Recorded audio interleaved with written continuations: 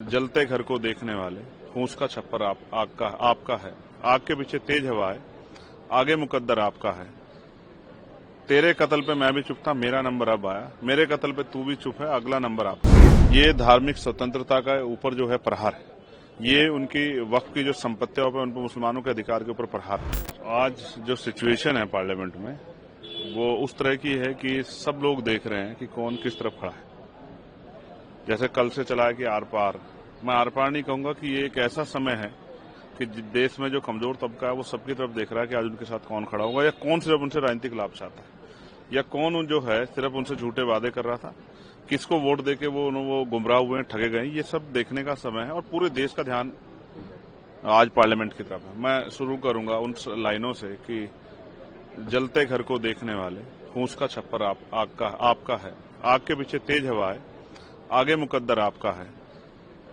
तेरे कत्ल पे मैं भी चुप था, मेरा नंबर अब आया। मेरे कत्ल पे तू भी चुप है, अगला नंबर आपका है। मैं स्पष्ट कर रहा हूं, ये पूरा अमेंडमेंट जो है, ये आर्टिकल 13, 14, 25, 26, आर्टिकल 50, आर्टिकल 300 का उल्लंघन है। ये धार्मिक स्वतंत्रता का ऊपर जो है प्रहार है।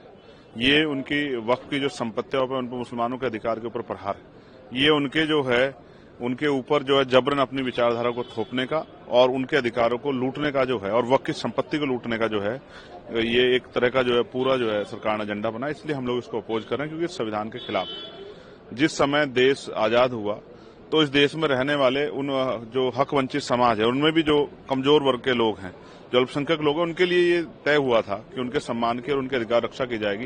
लेकिन आज सरकार उनके अधिकारों को कुचल रही है। इससे पूरे देश में जो है और दुनिया में भी चिंता की तरफ से हमारी तरफ देखा जा रहा है। हम कोशिश करेंगे कि अपनी तरफ से पुरजोर तरीके से इस बिल को इसका विरोध करें और उसका विरोध इतना सख्त दर्ज कराएं कि सरकार को इसको वापस लेना पड़े। लेकिन आप लोग लगातार ये कह रहे हैं कि हम विरोध करेंगे, सरकार ये कह रही है कि आप गलत नैरेटिव आप लोग सेट कर रहे हैं। जितने भी विपक्ष के लोग हैं, ना तो ये संविधान के खिलाफ है, नहीं तो इससे किसी को खतरा है। मुस्लिम समाज को बिल्कुल भी खतरा नहीं है, उनके लिए उनके हित में है। तो लगातार सरकार इस बात को समझाने की कोशिश आप ये कह रही हैं कि सरकार कह रही है कि मुसलमानों की हितैषी, तो मैं पूछ रहा हूं कि आपने ऐसा क्या काम किया है जो उनके फायदे में हो?